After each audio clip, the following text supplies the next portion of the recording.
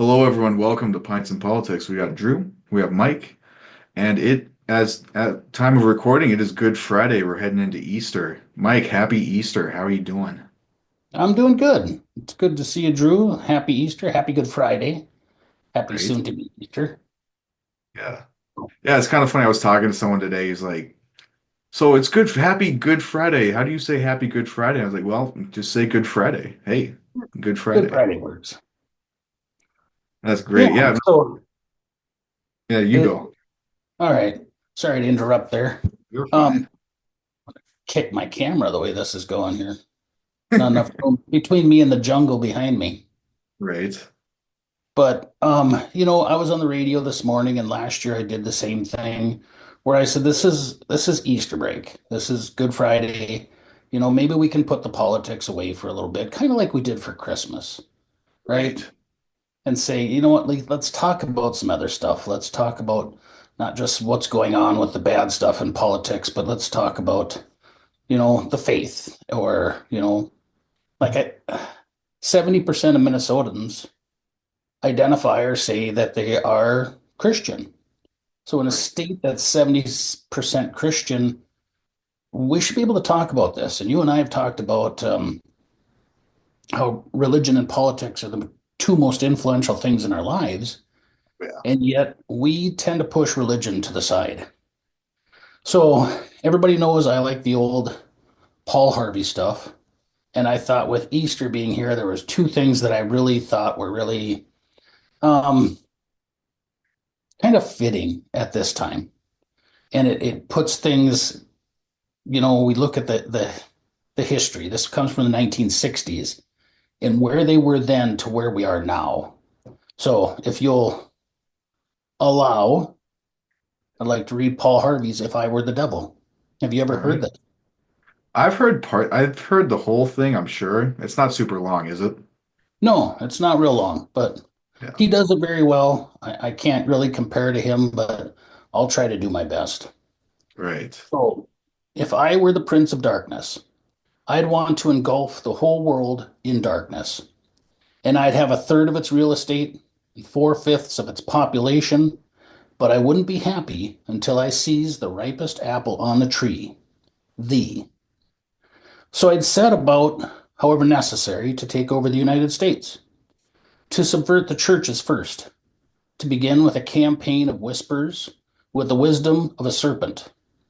I would whisper to you, as I whispered to Eve, do as you please. To the young, I would whisper that the Bible is a myth. I would convince them that man created God instead of the other way around. I would confide that what's bad is good and what's good is square. And the old, I would teach them to pray after me, Our Father, which art in Washington. And then I'd get organized. I'd educate authors on how to make the lurid literature exciting so that anything else would appear dull and uninteresting. I'd threaten TV with dirtier movies and vice versa. I'd peddle narcotics to whom I could. I'd sell alcohol to ladies and gentlemen of distinction. I'd tranquilize the rest with pills. If I were the devil, I'd soon have families at war with themselves, churches at war with themselves, and nations at war with themselves, until each in its turn was consumed. And with promises of higher ratings, I'd have mesmerizing media fanning the flames. If I were the devil, I would encourage schools to refine young intellects, but neglect to discipline emotions. Just let those run wild. Until before you knew it, you'd have drug sniffing dogs and metal detectors at every schoolhouse door. Within a decade, I'd have prisons overflowing. I'd have judges promoting pornography. Soon I could evict God from the courthouse, then from the schoolhouse, and then from the houses of Congress. And in his own churches, I would substitute psychology for religion and deify science. I would lure priests and pastors into misusing boys and girls and church money. If I were the devil, I'd make the symbol of Easter an egg and the symbol of Christmas a bottle. If I were the devil, I would take from those who have and give to those who want. until I killed the incentive of the ambitious, that will you bet I could get those whole states to promote gambling as a way to get rich. I would caution against extremes in hard work, in patriotism, in moral conduct. I would convince the young that marriage was old fashioned, that swinging is more fun, that what you see on TV is the way to be, and thus I could undress you in public. I could lure you into bed with diseases for which there is no cure. In other words, if I were the devil, I'd just keep on doing what he's doing. And this was written in the 1960s. Yeah, it's kind of sad. We see all of that going on today. Exactly. And to know, basically, somebody warned us. Somebody said, watch out what's going on here. Mhm. And we haven't paid attention. We haven't really looked at it and said, man, we got to make some changes here. How do we right the boat, so to speak? I mean, how do we steer in a different direction? We've talked about how societies have declined, been And we've decimated. talked, and most of those things that you mentioned, that Paul Harvey had mentioned, is stuff that we've talked about on the show in the past 2 years or year and a half. Yeah. It's So it's nuts. it's frustrating, isn't it? Well, I suppose frustrating. It's just almost, again, it's also shocking a little bit. I guess I'm a little bit younger than you, so to me, it's like, holy crap. Kind of, it's like getting hit with a brick. It's like, whoa, if that makes sense. Yeah. So there It's again, funny. how do we change things? This is Yeah, something that I've thought about quite a bit. We see the conflict in the extremes in politics they talk about, but the extremes in our society. So how do we set a better example? And I think we simply have to be that light. yeah.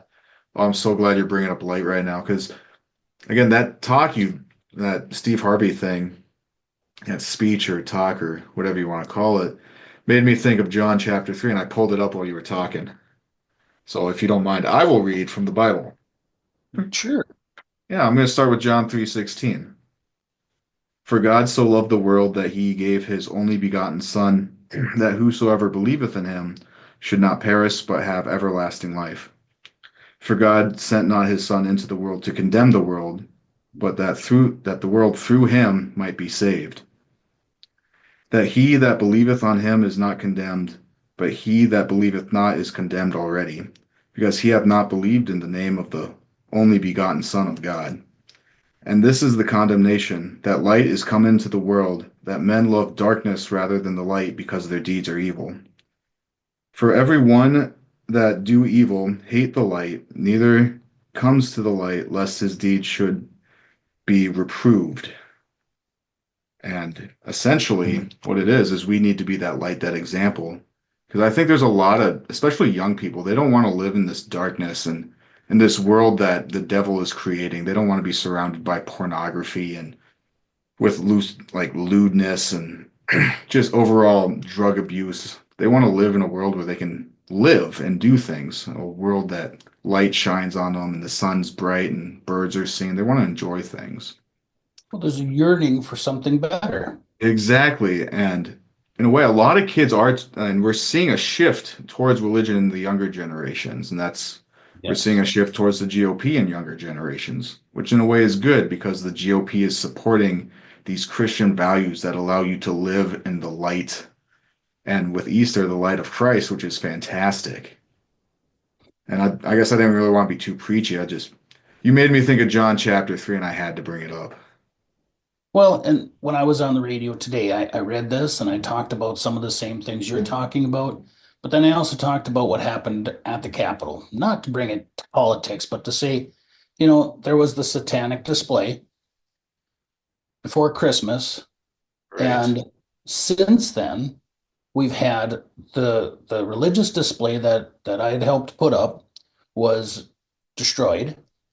After that, there's another one that got put up now. And in the Capitol now is a third one already. A This third, you're probably would, yep, another religious. And it's great. I've got pictures on my Facebook page. This probably wouldn't have happened if the Satanist hadn't put their stuff up in the Capitol first.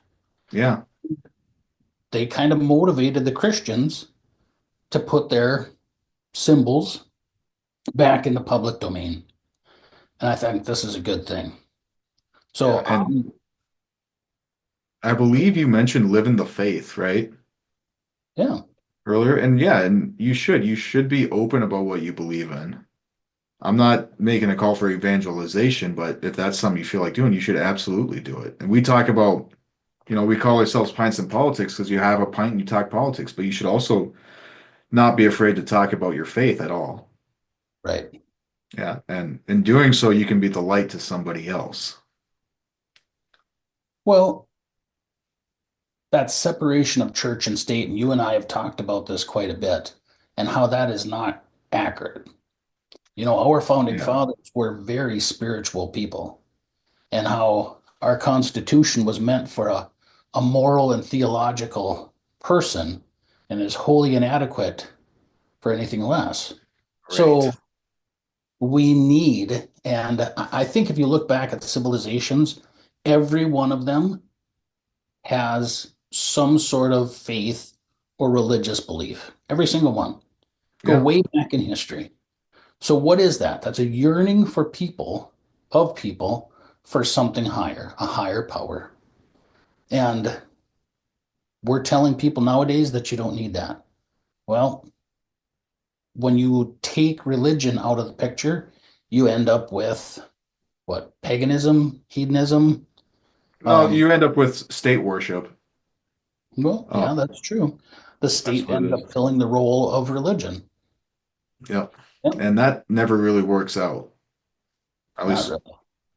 I guess we don't have a whole lot of history. I can't think of anything in history where that's happened except Soviet Russia and maybe North Korea, and that's not really working out so well for them. Not so much. Yeah. But the other thing that I read today, and I like this one on Easter. It's The Birdcage, also by Paul Harvey. And I don't know if you've heard this one. Probably not. I'll I read might it. not have. I don't know. Okay. Boston pastor S.D. Gordon placed a beat up, bent, rusted old birdcage beside his pulpit when he told this story.